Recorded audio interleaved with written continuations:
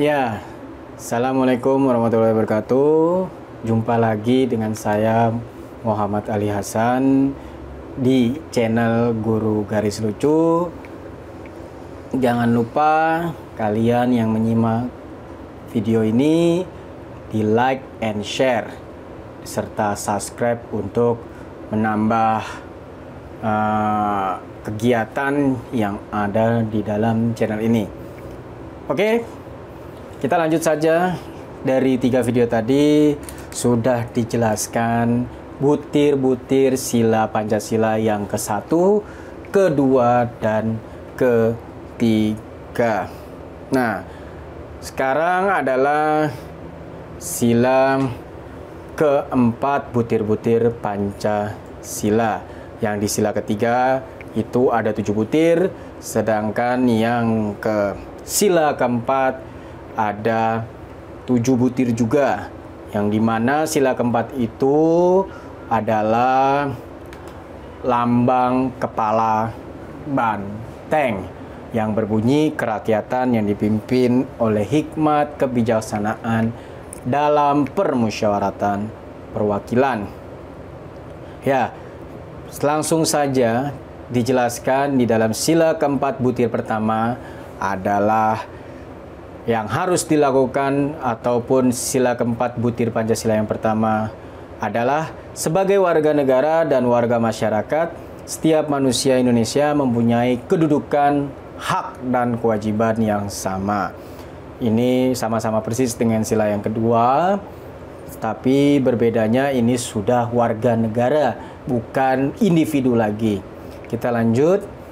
Butir sila keempat yang kedua adalah tidak boleh memaksakan kehendak kepada orang lain, yang dimana di sini apa-apa harus dibicarakan, diomongin dulu, dimusyawarakan dulu, jadi jangan langsung dipaksa kehendaknya. Lanjut, yang ketiga, mengutamakan musyawarah. Nah, sama dengan poin kedua tadi, dalam mengambil keputusan untuk kepentingan bersama. Jadi keputusan itu tidak dipaksakan, tapi dimusyawarakan, dibicarakan baik-baik. Sila yang keempat, yang poin keempat juga, itu musyawarah untuk mencapai mufakat diikuti oleh semangat kekeluargaan. Jadi sudah musyawarah tapi jangan marah-marah. Posisinya jangan marah-marah, tapi dengan biasa, dengan kekeluargaan, dengan humanis, dengan senyum, dengan lapang dada, seperti itu. Kita lanjut. Poin yang kelima dalam sila keempat adalah sudah dari dengan kekeluargaan, sudah dengan musyawarah, ya kita hormati dan junjung tinggi hasil keputusan musyawarah itu yang dicapai. Selanjutnya, poin yang keenam, dengan etikat baik dan rasa tanggung jawab menerima. Nah, udah menghormati dan menjunjung tinggi, ya kita harus menerima rasa tanggung jawab dan ada etikat baik. Jadi jangan menerima nanti habis setelah itu, kan itu bukan usul saya. Ya jangan, tapi itu usul bersama, kita harus sepakati secara bersama-sama dari keputusan musyawarah. Yang terakhir, di dalam musyawarah yang tadi diutamakan kepentingan bersama, jangan kepentingan golongan. Jadi jangan mentang-mentang kepentingan golongannya lebih banyak. Misalkan golongan RT 1 lebih banyak daripada RT 2, ternyata karena RT 1 nggak mau usul, akhirnya di RT 2. Tidak seperti itu, tapi ini semua masyarakat, ya semua di dalam suatu rapat diputuskan secara bersama-sama. Nah, contohnya apa? Contohnya adalah ketika seseorang memilih yang sama, ya contohnya di dalam bidang pendidikan serta pekerjaan. Semua warga negara wajib memiliki pendidikan. Silakan yang mau berpendidikan juga, yang tidak juga tidak apa-apa, tapi wajib dibiayai negara juga sampai 12 tahun. Untuk mendapatkan pendidikan sudah, lalu sekarang pekerjaan. Nah, kayak saya di sini, ketika mendapatkan pekerjaan sebagai aparatur sipil negara PNS di Kementerian Agama, itu memiliki kesempatan yang sama dalam bidang pekerjaan. Contoh yang kedua, tidak boleh melaksanakan kehendak orang lain. Jadi tadi yang tidak boleh ada paksaan, tidak boleh dipaksa-paksa, karena hal ini contohnya bisa dilakukan tidak melakukan suap. Karena saya sebenarnya nggak setuju nih, tapi ayo nih 50.000, ini 100.000, nggak boleh, kita semua sama. Jadi tidak boleh memaksakan. Kalau misalkan dikasih duit, tidak, kehendak saya tidak mau seperti itu, Pak. Nah, berarti tidak boleh tidak adanya tindakan suap. Lanjut. Contohnya lagi adalah mengambil musyawarah dengan kepentingan bersama. Kepentingan bersamanya itu ya dimusyawarahkan secara bersama-sama. Kita ngobrol, duduk bersama, duduk bareng, dan kita putuskan juga bareng-bareng. Lanjut contohnya, yaitu mufakat. Mufakat itu dalam arti sepakat yang harus dilaksanakan secara musyawarah itu apa?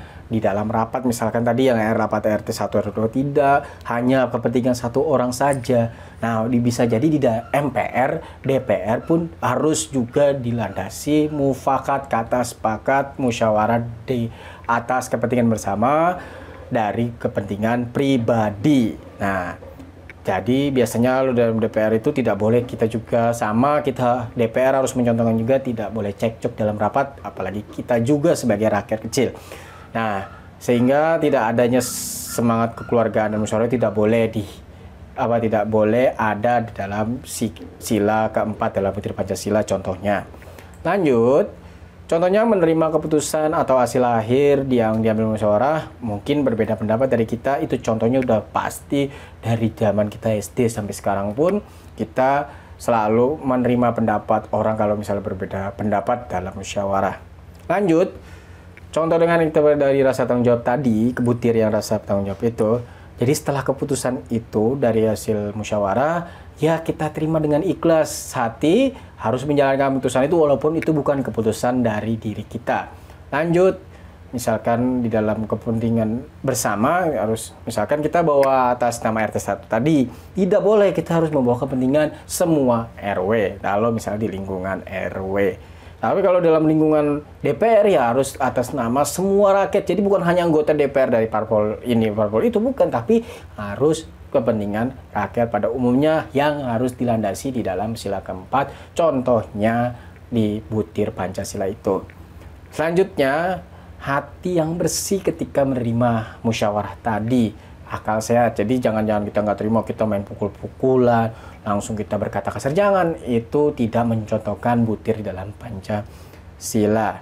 Lanjut, mengutamakan persatuan karena di mana sila 1 sampai sila kelima itulah saling berkesinambungan atau hierarki Pancasila itu saling berkaitan. Lalu kita harus mempercayakan musyawarah rakyat kita sebagai rakyat di dalam MPR DPR. Kita harus percaya untuk kepentingan bersama yang sudah diwakili oleh para wakil rakyat atau dewan. Ya, terima kasih. Itu butir sila keempat, 7 butir yang sudah dibahas beserta contohnya. Terima kasih atas perhatiannya. Wassalamualaikum warahmatullahi wabarakatuh.